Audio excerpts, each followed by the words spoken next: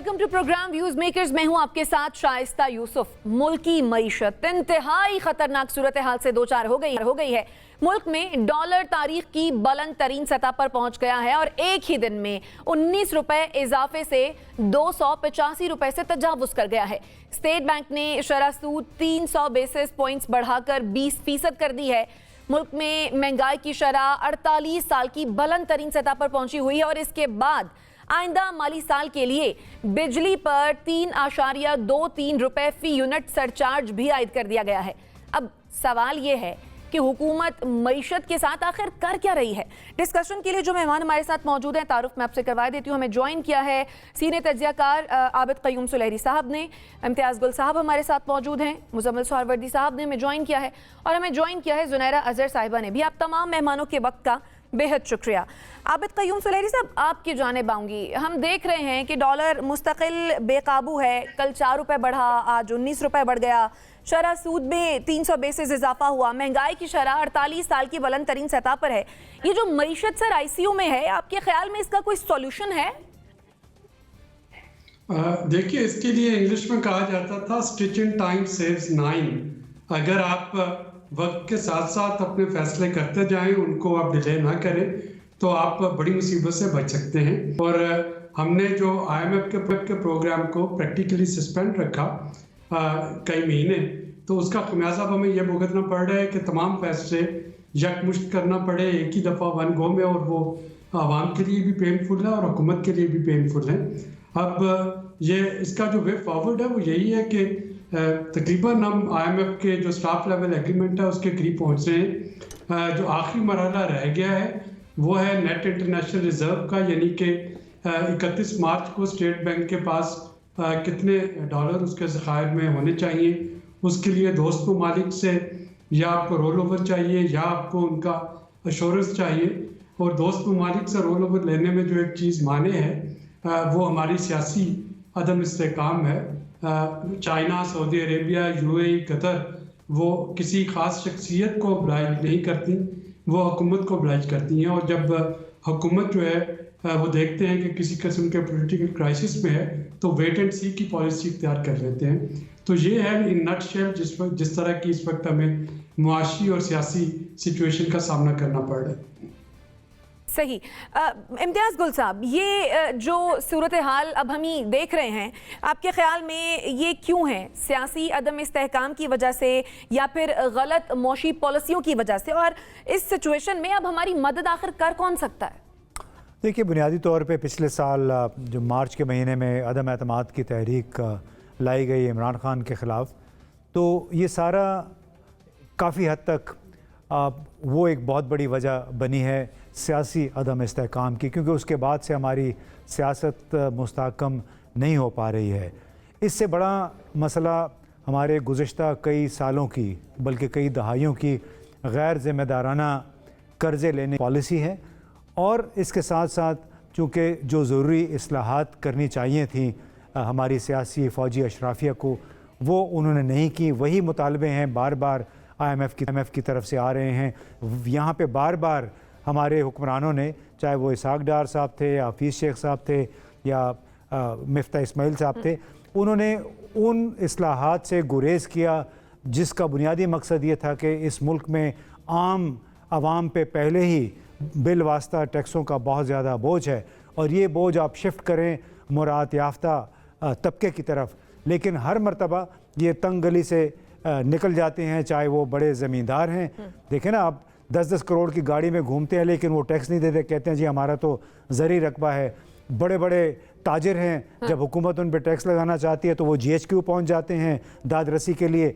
तो जब तक इस निज़ाम में से ये मुफ्तखोरी और मुराआत के ज़रिए इस मुल्क के वसाइल का खून चूसने का सिलसिला बंद नहीं होगा, पाकिस्तान की मईशत ठीक नहीं हो सकेगी। सही। ज़ुनैरा, अक्टूबर से हम देख रहे हैं कि पाकिस्तान और IMF के दरमियान बात बन नहीं रही है, तो क्या अब वज़ीर आज़म साहब को ये मान नहीं लेना चाहिए कि इसहाक डार साहब की तमाम पॉलिसीज़ नाकाम हो गई हैं?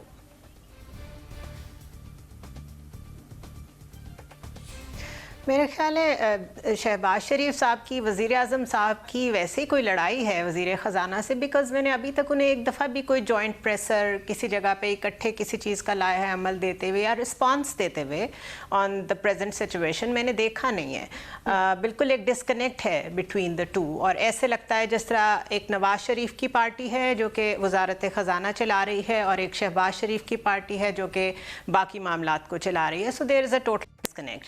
دوسری چیز یہ کہ وزیر اعظم مانے یا نہ مانے اب تو ساری دنیا لکھ رہی ہے. آج UN کی رپورٹ ہے کہ تقریباً 5 billion Pakistanis are going to suffer from famine. اگر وہ قحط کی بات کر رہے ہیں، ساتھ وہ یہ لکھ رہے ہیں کہ آپ ڈیفالٹ کے بالکل قریب ہیں، یہ ورڈز اس رپورٹ میں لکھے ہوئے ہیں. اور ڈار صاحب خود آج کہہ رہے ہیں کہ کوئی اینٹی پاکستان ایلیمنٹس ہیں جو اس طرح کی باتیں پھیلا رہے ہیں. ایسا کچھ بھی نہیں ہے. دوسری جانب IMF کا ویب سائٹ پہ کیلنڈر جا کے دیکھ لیں آپ، 8 مارچ تک ان کے ایجنڈا میٹنگز میں پاکستان کا نام نشان نہیں ہے. اور بزنس ریکارڈر نے یہ بات لکھی ہے کہ وہ تو بات ہی نہیں کر رہے ہیں آپ سے، تو آپ یہ کس طرح ہمیں بتا رہے ہیں، گورنمنٹ ہمیں کیسے بتا رہی ہے کہ بات چیت ہو جائے گی. اسی طرح treasury department of United States of America, ان کے ڈپٹی سیکرٹری سے ایک ورچوئل میٹنگ تھی پاکستانی آفیشلز کی، جس میں ایجنڈا کچھ اور تھا بالکل. اس میں ڈار صاحب نے ان سے ریکویسٹ کی ہے کہ ہمارے ساتھ بیہیویئر ٹھیک نہیں ہے IMF کا، آپ کائنڈلی ان سے کہیں اپنا ایٹیچیوڈ ٹھیک کریں اور ہماری ہیلپ کریں، ہمیں ٹرانش کی بہت ضرورت ہے. تو چیزیں اگر اتنی ٹھیک ہوتی تو آپ اس طرح دوسرے ایجنڈا میٹنگز میں بیٹھ کے IMF کو نہ زور دے رہے ہوتے، US کو کہہ رہے ہوتے کہ پلیز ہیلپ اس. تو اٹس اے ڈیزاسٹرس سچویشن. ہم نے ڈیفالٹ کا سنا تھا، لیکن ہم جو ایک ایز اے من حیث القوم جو ایک ایلوژن میں رہتے ہیں نا کہ پاکستان کو کچھ نہیں ہو سکتا، دس از دا ٹائم ٹو ریئلائز کہ فیکٹس اور سٹیٹس جو ہیں وہ جھوٹ نہیں بولتے. تو فگرز دیکھ لیں، فیکٹس چیک کریں، تو بہت بری صورتحال ہے. صحیح.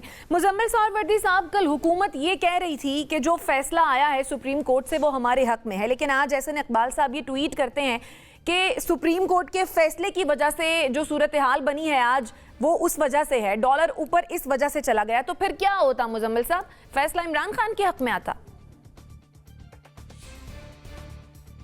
میرے خیال میں لیم ایکسکیوزز ہیں یہ سب. بات یہ ہے کہ یہ جو آج ہوا ہے، یہ ڈار صاحب نے جو 3 دن پاکستان میں ماحول بنایا کہ IMF ہماری بات نہیں سن رہا، ہم یہ خبریں انہوں نے خود ریلیز کی نا کہ ہم پر بہت سختی کی جا رہی ہے. مارکیٹ پینک ہو گئی، دنیا پینک ہو گئی. اور پہلی دفعہ تو ایسا نہیں ہوا. جب بھی ہمارے ملک میں یہ خبر آتی ہے کہ IMF سے بات چیت ٹوٹ گئی ہے، پاکستان کو نہیں مل رہا، ہماری مارکیٹ ایسے ہی ریئیکٹ کرتی ہے، لوکل مارکیٹ. اور اگر آپ 2-3 دن ملک میں وزیر خزانہ یہ ماحول بنائے گا تو پھر مارکیٹ نے یہی ریئیکٹ کرنا تھا کہ 300 روپے پہ ڈالر چلے جانا تھا. آج تو 300 میں بھی نہیں مل رہا تھا. اور جب آج مارکیٹ نے ریئیکٹ کر دیا آپ کے 3 دن کے ماحول پہ، تو آپ ٹویٹ کر دیں کہ نہیں ہمارے تو پچھلے 1 ہفتے میں $1 بلین ریزروز بڑھے ہیں، ہمارے انڈیکس سب ٹھیک ہیں. بھائی سب ٹھیک تھے تو آپ 3 دن یہ سارا ماحول کیوں بناتے رہے کہ ہم پر IMF بہت سختی کر رہا ہے، ہم اس کی شرائط. آپ نے یہ سب ماننی تھی تو آپ نے 5 روپے پٹرول سستا کیوں کیا؟ آپ کو کیا ضرورت تھی؟ جب آپ نے ٹیکس ریونیو پورا کرنا ہے تو آپ کو یہ 5 روپے والا بے لذت گناہ کرنے کی ضرورت کیا تھی؟ آپ نے جب 3 روپے بجلی بڑھانی ہے تو آپ کو کیا ضرورت تھی جب آپ کا پتہ ہے کہ آپ کا ڈالر گر جانا ہے؟ تو مجھے نہیں لگتا کہ ڈار صاحب کی کو کوئی سمجھ آ رہی ہے یا ان کی کوئی سمت ہے اس وقت. اچھا، اور مزمل صاحب یہ جو ڈالر کا ریٹ ایک دم جو اوپر گیا ہے، اس میں جو مصنوعی کیپ والا فیکٹر ہے جس سے اسحاق ڈار مشہور بھی ہیں، اس کو بھی میرے خیال سے ڈینائی نہیں کیا جا سکتا. بالکل نہیں. آج جو ہوا ہے، میں کہہ رہا ہوں پیچھے مصنوعی کیپ والے کی وجہ سے ہم 250 سے اوپر چلے گئے. ہم نے وہ مصنوعی کیپ والا کھا لیا 260 پہ لا کر. آج جو ہم 300 پہ گئے ہیں، یہ بھی ڈار صاحب نے جو 3 دن رونا پٹنا ڈالا کہ IMF ہماری بات نہیں سن رہا، ہم بڑے یتیم ہو گئے ہیں، ہماری کوئی سن نہیں رہا، اس کے نتیجے میں مارکیٹ نے یہ ریئیکٹ کیا ہے کہ آج ڈالر پھر 300 پہ اوپر چلا گیا، بائنگ شروع ہو گئی. ایک دم لوگوں نے کہا پتہ نہیں پاکستان میں کیا ہو جانا ہے. پھر جب آپ کو اندازہ ہوا کہ یہ تو غلط ہو گیا ہے، تو آپ شام کو ٹویٹ کرنے لگے کہ نہیں we are very safe, we are very safe. ملک ایسے تو نہیں چلتے ہیں. آپ سترے بترے گئے ہیں یا کیا ہو گیا ہے؟ یہ بات تو سمجھ سے بالاتر ہے. یا آپ کی ایک پالیسی ہونی چاہیے کہ وی آر سیف. آپ کنٹینیوسلی یہ بات کریں کہ وی آر سیف، ہم IMF کے بغیر یا IMF کے ساتھ ہم اس کو چلائیں گے، لوگوں کا کانفیڈنس ون کریں. اگر آپ 15 دن کہیں گے کہ آئی ڈونٹ کیئر اور 15 دن کہیں گے آئی کیئر، लोगों को क्या समझ आएगी? 15 दिन आप कहेंगे मैं नहीं मानता और 15वें दिन आप 3% सूद बढ़ा देंगे, बिजली बढ़ा देंगे, आप सब कुछ बढ़ा देंगे, तो लोगों को समझ नहीं आएगी। या आप एक दफ़ा कह देंगे यार हमने फैसला कर लिया है कि हम IMF के बगैर डिफॉल्ट भी कर जाएं, कुछ भी कर जाएं, we can not live with it. या आप ये कहेंगे we are going to live with it, जो भी इसकी प्राइस है हम देने को तैयार हैं, लेकिन सूली पर तो ना लटकाएं कि 15 दिन किसी सूली पर है, 15 दिन किसी सूली पर है। ठीक है, आपका पॉइंट आ गया। सुलेहरी साहब, नौबत यहाँ तक पहुंच गई है कि चीन ने पाकिस्तान को कर्ज देने वाले ममालिक से अब अपील कर दी है। आपको लगता है कि इसका कोई पॉजिटिव इम्पैक्ट आएगा?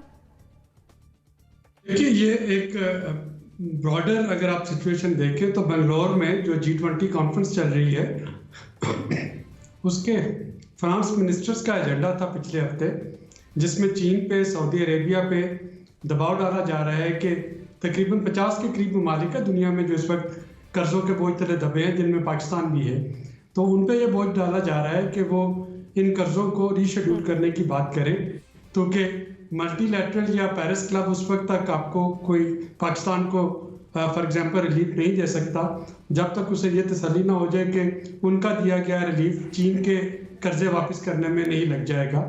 और चीन का वहाँ पे ये डिमांड है कि वर्ल्ड बैंक, चूँकि वर्ल्ड बैंक अपने कर्जे माफ़ नहीं करता या उसको रीशेड्यूल नहीं करता, तो चीन कह रहा है कि अगर वर्ल्ड बैंक इसमें शामिल नहीं होगा तो हम भी शामिल नहीं होंगे। तो ये एक ब्रॉडर पिक्चर है। अब बेंगलोर में जो समिट जो है वो नाकाम हुआ फाइनेंस मिनिस्टर्स का G20 का, तो सारा मलबा चीन पर डाला गया कि चीन जो है वो फ्लेक्सिबिलिटी शो नहीं कर रहा। और आज चीन ने उसका जवाब दिया कि चीन जो है वो कंसर्न्ड है इन ममालिक के लिए, इंक्लूडिंग पाकिस्तान, लेकिन मल्टीलैटरल अदारे और वेस्टर्न अदारे इनको भी थोड़ा सा देखना होगा कि ये कितना कॉमोडेट करते हैं। तो ये ब्रॉडर जियोपॉलिटिक्स का एक हिस्सा है। ठीक हो गया। इम्तियाज गुल साहब, मरियम नवाज अभी जब पेट्रोल की कीमत जो है वो कम हुई तो उन्होंने ट्वीट किया कि वेल डन इसाक डार साहब, लेकिन जब कुछ ठीक ना हो, जब कुछ खराब हो जाए तो फिर मरियम नवाज ये ट्वीट करती हैं कि जो कुछ भी है वो इमरान खान का किया धरा है। तो क्या फिर अवाम ये मान लें कि शहबाज एंड कंपनी जो हैं वो बिल्कुल बेकसूर हैं?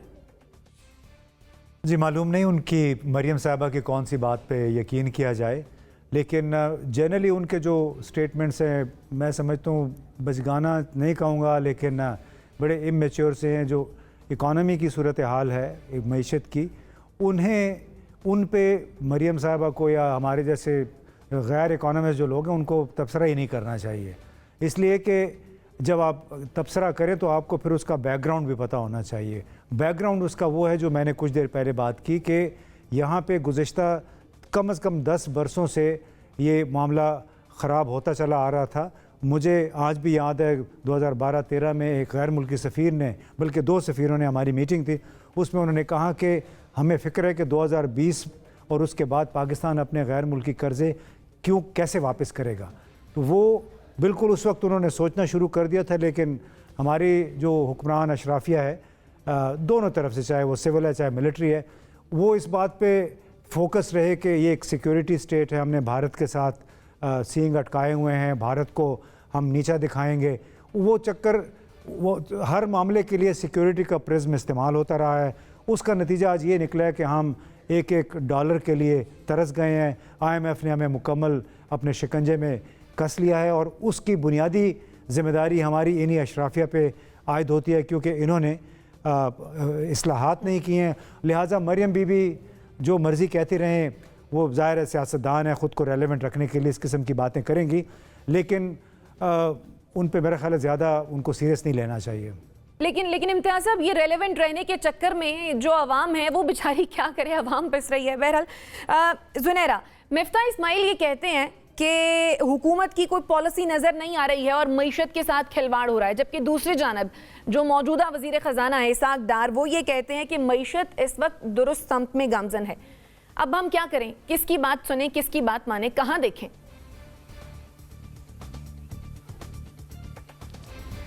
बस दुआई कर सकते सकते हैं। इस पे तो सिर्फ हंसा ही जा सकता है, इतनी एक अजीब सी सिचुएशन है। मिफ्ता साहब जब ख़ुद गवर्नमेंट में थे और फिर उस वक्त उनको ऑर्डर्स मिलते थे मरियम साहिबा की तरफ से, तो वो उसको कम्प्लीटली एंडोर्स करते थे हर चीज़ को। उन्होंने वाशिंगटन जाके बड़े प्रेस्टिजियस थिंक टैंक्स में जाके वो पॉलिटिकल बातें की जो यहाँ पे तो मुनासिब लगती हैं, वहाँ करनी मुनासिब नहीं लगती। So completely he was towing the line. जैसे ही उनको हटाया गया और डार साहब को लाया गया तो फिर वो री इमेजिन पाकिस्तान की तरफ चल पड़े कि अब तो क्योंकि मैं नहीं हूँ तो पूरा पाकिस्तान ही री इमेजिन कर लेना चाहिए। सो जैसे ऑनरेबल गेस्ट कह रहे हैं कि ये जो पॉलिटिक्स में रेलेवेंट रहने के लिए लोग बातें करते हैं, ये इतना सीरियस नहीं ले रहे होते मुल्कों को। मैं और आप, हम लोग शायद ज़्यादा मुल्क से अटैच्ड हैं और हमें ज़्यादा परेशानी है क्योंकि हमने अपने जेब से चीज़ें देनी हैं। हमारी कोई ज़मीनें नहीं है, हमारी बाहर जायदादें नहीं हैं, हमने कोई एसेट्स नहीं अपने संभाल के रखे हुए कहीं पे कि बस ब्रीफ केस उठाया और लास्ट मोमेंट में यहाँ से चले गए। तो असल फिक्र तो हमें होनी है। तो इस वक्त सूरत हाल, ये जो शोर मचा हुआ है, वो आज तो पूरी दुनिया में, you name it, Steve Hanke was tweeting, Rupert Stone was tweeting, आप नाम लेते जाएं जो जो लोग पाकिस्तान में इन्फ्लेशन चेक करते हैं और इकोनॉमी पे नज़र रखते हैं, everybody was tweeting. And it is so embarrassing and shameful कि यहाँ पे मुस्तकिल उस पर भी पॉलिटिक्स हो रही है। जिस तरीके का ट्वीट एहसन इकबाल ने किया, उन्होंने सुप्रीम कोर्ट के फैसले को इक्वेट कर दिया डॉलर की उड़ान के साथ। तो आई मीन आपको इससे सीरियसनेस का अंदाज़ा हो जाना चाहिए कि हमारे अशराफिया, हमारे हुक्मरान कितने सीरियस लेते हैं इन मामलात को। और वो इसहाक डार साहब भूल गए, वो ये कह रहे थे कि कोई एंटी पाकिस्तान एलिमेंट है जो ये कह रहा है कि पाकिस्तान डिफ़ॉल्ट के करीब है। वो एंटी पाकिस्तान एलिमेंट तो हमारे वज़ीर दिफा ख्वाजा आसिफ कह रहे थे कि हम डिफ़ॉल्ट कर चुके हैं, और आज नहीं हफ्तों पहले कह रहे थे। तो they should check your own house to take it in order. इससे पहले कि हम लोगों को बेवकूफ़ बनाएं, पहले खुद तो देख लें अपने घर में क्या हो रहा है। सही। मुजम्मिल सोहरवर्दी साहब, इमरान खान साहब ये अक्सर कहते हैं कि मुल्की मसाइल का जो वाहिद हल है वो इंतखाबात हैं। मिसाल के तौर पर इंतखाबात होते हैं, हुकूमत बदलती है, तो जो भी आएगा वो अवाम को और इस मुल्क को बहरान से कैसे निकाल पाएगा? मेरे ख्याल में कोई एजेंडा तो इमरान खान साहब के पास भी नहीं है। हमने उन्हें 4 साल देख लिया है। उन्होंने जितना कर्जा हमने लिया उससे 70% कर्जा उसका उन्होंने 4 साल में लिया। जितना जो 10 सालों का बात कर रहे हैं इम्तियाज़ गुल साहब, जितना उन 10 सालों में लिया गया उसका 70% उन्होंने 4 सालों में लिया है इमरान खान साहब ने। फ्लैट्स खरीद लिए और दूसरी तरफ तो कोई पाकिस्तान में मेगा प्रोजेक्ट्स, को बिजली के प्लांट, कोई चीज़ लगी नज़र आती है? इन 4 सालों में तो कुछ नज़र नहीं आता लगा हुआ। फिर भी कर्जा तो 70% लिया गया। अगर पहले 100 रुपया था तो 70 रुपये उसमें इमरान खान साहब ने इजाफा किया 4 साल में। तो कोई इमरान खान साहब के पास माशी प्लान तो नहीं है। उनका अपना जो वजीर ख़जाना था वो दूसरे ओवर में बोल्ड हो गया था। उसके बाद उन्होंने वजीर वैसे माशी प्लान तो इस हुकूमत का भी नजर नहीं आता, जिसमें वो कहते हैं कि मास्टरमाइंड्स बैठे हुए थे। ठीक है, दोनों का नहीं है। लिहाजा आपने मुझे कहा कि इंतखाबात, तो मैं ये कह रहा हूँ कि इस अफसोस की बात यह है कि पाकिस्तान की किसी सियासी जमात के पास और पाकिस्तान की मिलिट्री इस्टेब्लिशमेंट के पास, पाकिस्तान की जुडिशल इस्टेब्लिशमेंट के पास इस वक्त कोई पाकिस्तान का माशी एजेंडा मौजूद नहीं है।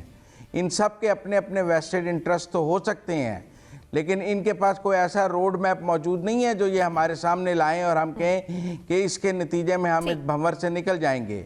इसीलिए कहा जाता है कि यहाँ तो कोई चार्टर ऑफ इकोनॉमी हो जाए जिस पर सब मुत्तफिक हो जाएं और किसी बड़ी इकोनॉमिक सर्जरी की तरफ हम चल पड़ें जिसमें लोगों से बिजली के बिल वसूल किए जा सकें, लॉस एंटिटीज़ को ले ऑफ किया जा सके, खसारे के सारी चीज़ें पाकिस्तान की ख़त्म की जा सकें साल 2 साल में। उसके लिए एक बड़े नेशनल कंसेंसस की ज़रूरत है। इंतखाबात नेशनल कंसेंसस की ज़रूरत है और आपके ख्याल में मौशी एजेंडा अगर इस हुकूमत के पास नहीं है तो बाकी किसी के पास भी नहीं। आपका पॉइंट आ गया। अच्छा कयूम सुलेरी साहब, एक और भी मसला जो कि दरपेश है, सिर्फ मईशत ही नहीं बल्कि फूड सिक्योरिटी, आपके ख्याल में ये कितना बड़ा चैलेंज बन चुकी है पाकिस्तान के लिए? देखिए, ये इसके 2 पहलू हैं। एक पहलू तो ये है कि जो हम हर चीज़ जो है सिर्फ लग्जरी आइटम ही नहीं, आप अपने एडिबल ऑयल को देख लें, आप दालों को देख लें, इवन अब आप गंदम को देख लें, آپ کی اکثر جو چیزیں ہیں غذائی اجناس وہ امپورٹ ہو رہی ہیں. کپاس جو کہ رورل لائیولیہوڈ کا ایک بیسک جزو ہے وہ بھی اب سیلاب کی وجہ سے امپورٹ کرنا پڑا. سیلاب کے دنوں میں ہم نے ٹماٹر پیاز تک امپورٹ کیے. تو ایک تو وہ ہے جو کہ جب روپے کی قدر میں کمی آئے گی، ڈالر مہنگا ہوگا، تو یہ ساری چیزیں مہنگی ہو رہی ہوں گی، جس کی وجہ سے وہ فیمین کا جو خطرہ ہے، گیسٹ جو بتا رہی تھی کہ وہ فیمین کا خطرہ آنے کی ہوگا. دوسرا جو یہ رورل ایریاز میں جب مہنگائی زیادہ ہوتی ہے، جب لائیولیہوڈ نہیں ہوتی، تو پھر ایک میسو قسم کی ان پلانڈ مائگریشن شروع ہوتی ہے شہروں میں سلمز بننے کی. اور ہم نے دیکھا کہ اس کا نتیجہ یہ نکلتا ہے کہ آپ کی نہ صرف آبادی بڑھ رہی ہے، آپ کے شہروں کا پھیلاؤ بڑھ رہا ہے. جو زرعی زمینیں ہیں، یا وہ فارم ہاؤسز کی نظر ہوگی یا وہ ان ہاؤسنگ کالونیوں کی نظر ہوگی. تو اب ہمیں جو اپنا زیر کاشت رقبہ ہے اس میں اضافہ کرنا ہے، اور جو ہمارے بنجر علاقے ہیں ان کو دیکھنا ہے، خواہ وہ پوٹوہار ہے، خواہ وہ ساؤتھ پنجاب میں تھل چورستان ہے، یا تھرپارکر یا سندھ میں جو ڈیزرٹ کا ایریا ہے. اور اس کے لیے ہمیں ایک پلان بنانا ہوگا، بالکل اسی قسم کا پلان جیسا کہ کسی زمانے میں جو ہماری جو پیپلز لبریشن آرمی تھی، انہوں نے نارتھ چائنا میں ڈیزرٹس کو کنٹرول کیا. اور اس پہ صوبائی حکومتوں کا بھی ہونا ضروری ہے. اس پہ پریسیجن ایگریکلچر اور ڈیجیٹل ایگریکلچر کے لیے ہماری جو آرم فورسز سے متعلقہ جو ہے ادارے، ان کو ہونا پڑے گا، کیونکہ ڈرونز کو استعمال، GIS کا، ریموٹ سینسنگ کا، یہ وہ ٹیکنالوجیز ہیں جو کہ سیولین اداروں کے پاس ان کی مناپلی اس طرح سے نہیں ہے جیسی کہ آپ کے آرم فورسز کے پاس ہے. تو ہمیں ایک پورا پلان چاہیے ہوگا اس کے لیے. ٹھیک ہے، پورا پلان چاہیے ہوگا، اور فوڈ سیکیورٹی پر اگر قابو پانا ہے تو کاشت کا رقبہ بڑھانا ہوگا. آپ کا پوائنٹ آگے. ناظرین چھوٹی سی ایک بریک لیتے ہیں اور پھر واپس آتے ہیں. اسٹے ود اس.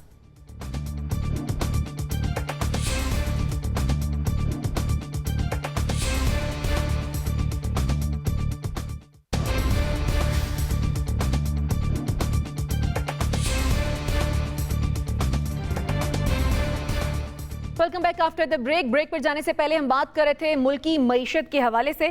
امتیاز گل صاحب، یہ جو IMF سے ہمارے معاملات طے نہیں ہو پا رہے ہیں، بات نہیں بن پا رہی، کیا اس کی ایک وجہ یہ بھی ہے کہ اسحاق ڈار صاحب نے آتے ہی جو IMF کو آنکھیں دکھائیں اور انہوں نے کہا کہ I know how to handle and how to tackle؟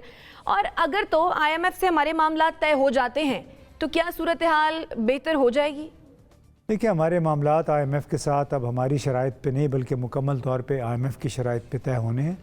جو ابھی مانیٹری پالیسی کا بھی اعلان ہوا آج، وہ بھی IMF کے تقاضے کے عین مطابق ہے، اور جتنے بھی شرائط ہیں وہ ساری IMF کی طرف سے ہیں.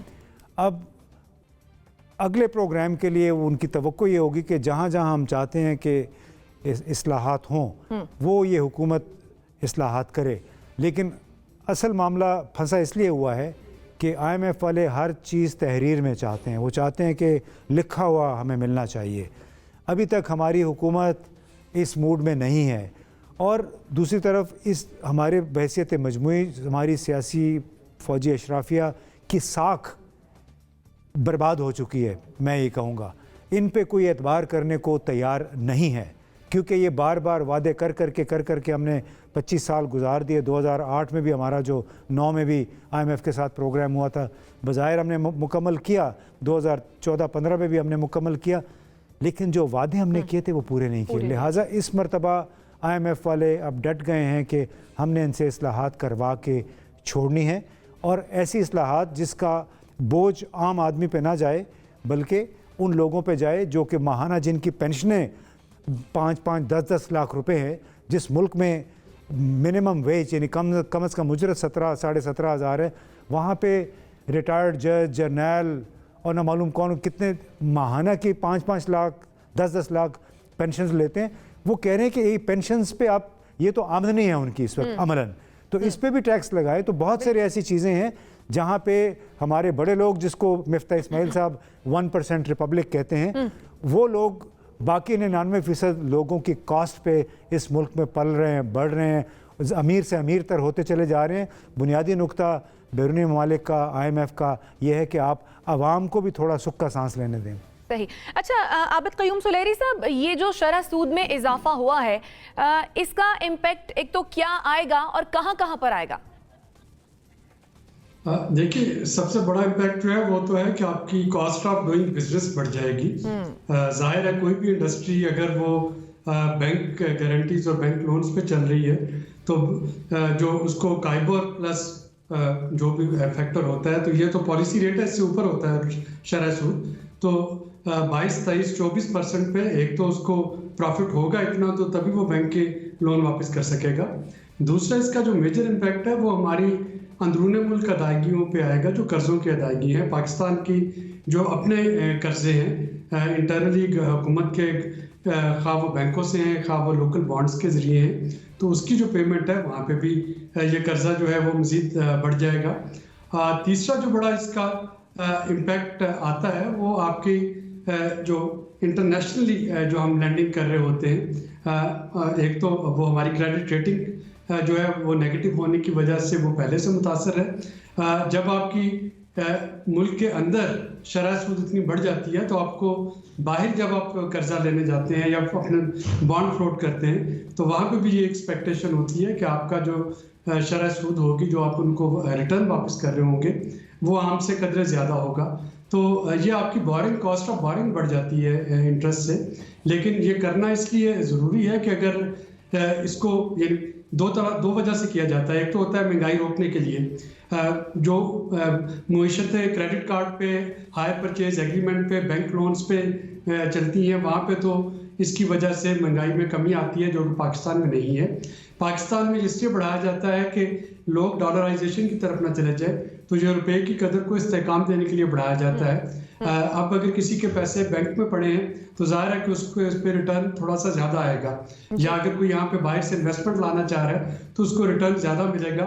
अदरवाइज तो हर कोई अपनी सेविंग निकाल के डॉलर लेने के चक्कर में लग जाएगा और रुपए की कदर में मज़ीद कमी आएगी। सही। जुनैरा, इम्पैक्ट कहाँ कहाँ आएगा और क्या आएगा, ये तो सुलेरी साहब ने बता ही दिया। और आज की खबरों का फिर हम खुलासा ये समझें कि जो आवाम है उसके लिए मजीद महंगाई का नया तूफान आने वाला है।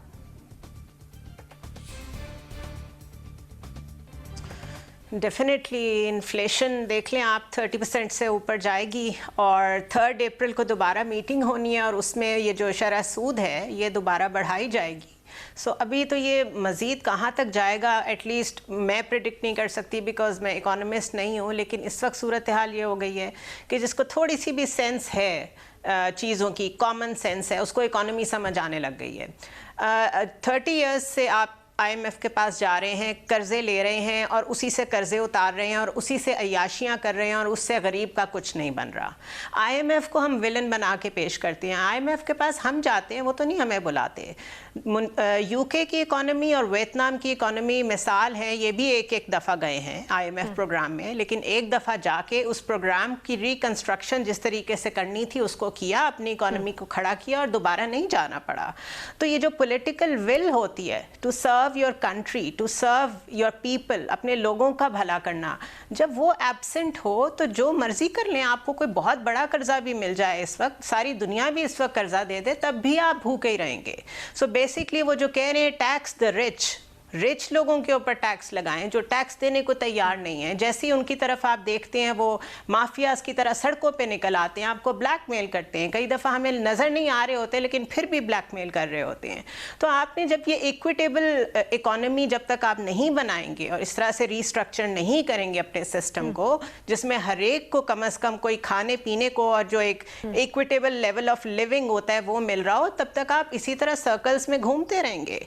और every political government is doing that. 30 years में कितनी हुकूमतें आई हैं और कितनी गई हैं, लेकिन ये जो अभी 10 महीने में हुआ है, मुझे तो लगता है इन 10 मंथ्स में जो क्रिमिनल एक्टिविटीज़ मुल्क में लोगों के साथ हुई है, इसका भी सुओ मोटो होना चाहिए, इसको भी किसी को चैलेंज करना चाहिए, क्योंकि ये कोई मजाक नहीं है कि कोई भी गवर्नमेंट आए और किसी भी डायरेक्शन में मुल्क को ले जाए और उसके बाद लोग ये कहना शुरू हो जाएं कि ये डैमेज तो पिछली गवर्नमेंट का था। So it has to stop somewhere. ठीक है मुजम्मिल सहरवर्दी साहब, अगर तो ये मान लिया जाए कि जो डैमेज इकोनॉमी को पहुंचा है इस वक्त ये अभी से नहीं है बल्कि ये गुज़श्ता कई सालों से जो है वो सिचुएशन ख़राब हो रही थी, अगर तो इस बात को मान लिया जाए तो फिर आपके ख्याल में मसला कहाँ पर है? आने वाली हर हुकूमत की नीयत ठीक नहीं थी या आने वाली हर हुकूमत अहल नहीं थी? मेरा ख्याल है हर हुकूमत के हाथ बंधे हुए थे। विल तो सबकी है कि मैं कुछ डिलीवर करूं, लेकिन हमारा सिस्टम ऐसा है कि डिलीवर नहीं कर सकते। बहुत बात हुई कि शराफिया पर टैक्स नहीं लगाया जा सकता, 1% जो है वो 99% को खा रहा है।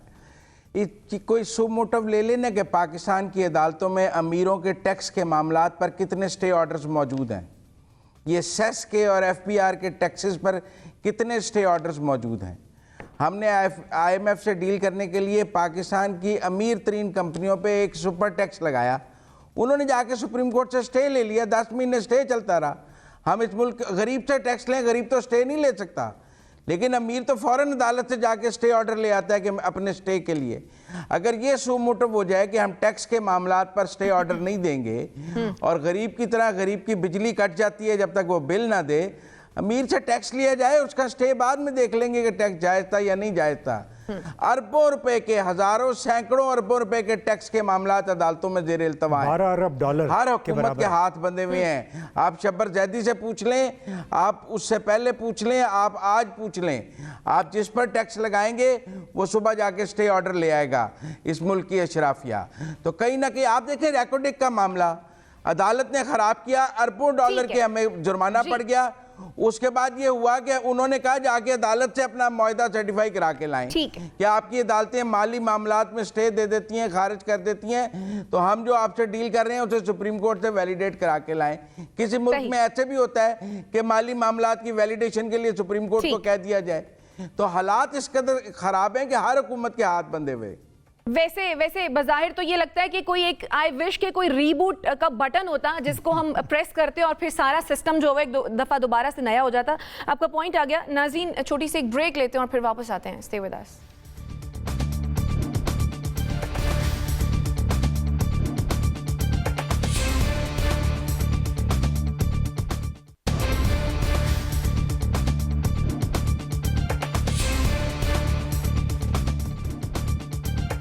Welcome back after the break. अच्छा जी, पंजाब और खैबर पख्तूनख्वा में इंतखाबात का मामला यह है कि दोनों हाई कोर्ट्स भी सुप्रीम कोर्ट के फैसले के साथ खड़ी हो गई हैं। तो क्या अब इंतखाबात की हतमी तारीख आने वाली है? इम्तियाज साहब, जिन पर तकिया किए बैठे थे हुकूमत वाले, उन्होंने तो सुप्रीम कोर्ट के फैसले को इंडोर्स कर दिया। अब क्या होगा? अब इंतखाबात होने चाहिए और लगता है कि उसके साथ कौमी इंतखाबात भी हो सकते हैं, क्योंकि इस पे 20-22 अरब रुपए खर्च होने हैं 2 असम्बलियों के इंतखाबात पे और फिर ख़ुद इनको अपने तहफ़्फ़ुज़ात हैं PDM हुकूमत को कि अगर फिर जनरल इंतखाबात हुए तो इन असम्बलियों को फिर कैसे ख़त्म किया जाएगा, क्योंकि ये तो लेवल प्लेइंग फील्ड फिर दूसरी जमातों को नहीं मिलेगा। लिहाजा मुझे ये लग रहा है कि अब हम आहिस्ता आहिस्ता जनरल इंतखाबात की तरफ मूव कर रहे हैं। ठीक। ज़ुनैरा, क्या हुकूमत के पास इंतखाबात में ना जाने का कोई हीला, कोई बहाना बच गया?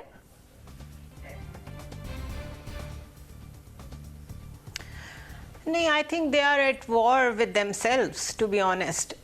उन्होंने सोचा कुछ था, हो कुछ किया, और उसमें ज़्यादा उनकी अपनी बेवकूफ़ियाँ शामिल हैं। अगर उनके पास प्लान नहीं था और जब शुरू में 1 महीना उन्होंने नवाज शरीफ को यही एतमाद में लिया था शहबाज शरीफ ने कि हम आते ही इलेक्शंस करा देंगे, तो that could have been the best strategy, because उससे उनका वो नैरेटिव भी सेव हो जाता कि हमने इमरान खान की गवर्नमेंट को इसलिए ख़त्म किया है क्योंकि वो बहुत महंगाई ला रही थी और बहुत ज़्यादा माली हालात ख़राब थे, इकॉनमी ख़राब थी, और साथ इलेक्शन में भी चले जाते। अब तो उन्होंने ये साबित कर दिया है कि इमरान खान की मईशत और अब की मईशत में से लोग चॉइस कर लें, तो आप ख़ुद बताएं लोग क्या चॉइस करेंगे।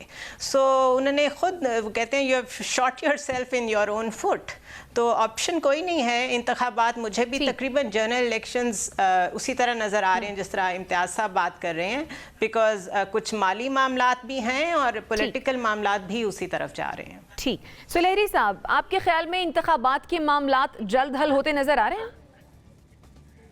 देखिए, असल चीज़ सर्टेनिटी है। हमारे दोस्त ममालिक हों, IMF हो, इन्वेस्टर्स हों, इवन डोमेस्टिक इन्वेस्टर, वो सब वेट एंड सी की पॉलिसी पे है कि ये ऊँट किस करवट बैठे, और ये जिस सिम्त में बैठे कम से कम क्लैरिटी आ जाए। जैसा कि मैंने पहले कहा था कि चीन या सऊदी अरेबिया या UAE वो किसी शख्स को oblige नहीं करते, वो वेट करते हैं कि हुकूमत जो है वो एक दफ़ा मुस्तहकम आ जाए, और हमें इस्तेहकाम की तरफ देखना। अगर इंतखाबात से आते हैं तो ज़रूर हो जाने चाहिए, अगर नहीं इस सिचुएशन मज़ीद कॉम्प्लिकेट होगी तो फिर मईशत जो है वो मज़ीद ज़्यादा डिटेरियोरेशन का शिकार हो जाएगी। ठीक है। मुजम्मिल साहब, क्या लगता है हुकूमत इंतखाबात की तरफ जाएगी या फिर तौहीन अदालत की तरफ? ये तो मुझे नहीं पता फैसला किसके हक में है, सुप्रीम कोर्ट का 4-3 है या 3-2 है یہ بات تو بھی سپریم کورٹ کو پوری قوم کو سمجھانی پڑے گی کہ جو 4 ججز نے سو موٹو مسترد کیا ہے وہ 4 ججز صحیح ہیں یا تین ججز نے کہا ہے وہ صحیح ہیں. یہ تو ابھی سپریم کورٹ کو مزید سمجھانا پڑے گا کہ ان کے 4 جج صحیح ہیں یا 3 جج صحیح ہیں. یہ تو مجھے نہیں پتا، لیکن مجھے یہ پتا ہے کہ 2023 میں الیکشنز ہونے ہیں اور ایک ذمہ دار قوم کے طور پہ ہمیں اکٹھے الیکشن کرانے چاہیے. ٹٹ بٹس میں الیکشن پاکستان کے مفاد میں نہیں ہے. اس سے مزید انارکی پھیلے گی. پہلے یا بعد کی بات میں نہیں کرتا، لیکن قومی اور صوبائی انتخابات اکٹھے ہونے چاہیے. یہی پاکستان کے آئین کی منشا ہے، یہی نگران حکومتوں کے تصور کی منشا ہے. اور اگر کوئی اپنے سیاسی گیم کے لیے اس کو الٹ رہا ہے تو وہ کوئی پاکستان کے مفاد میں نہیں کر رہا. آئین میں یہ نہیں لکھا. صحیح. یعنی آپ کے خیال میں بھی جو 2023 ہے وہ انتخابات کا سال ہے. آپ کا پوائنٹ آ گیا. ناظرین، اسی کے ساتھ مجھے اور میرے مہمانوں کو دیجیے اجازت. اللہ نگہبان.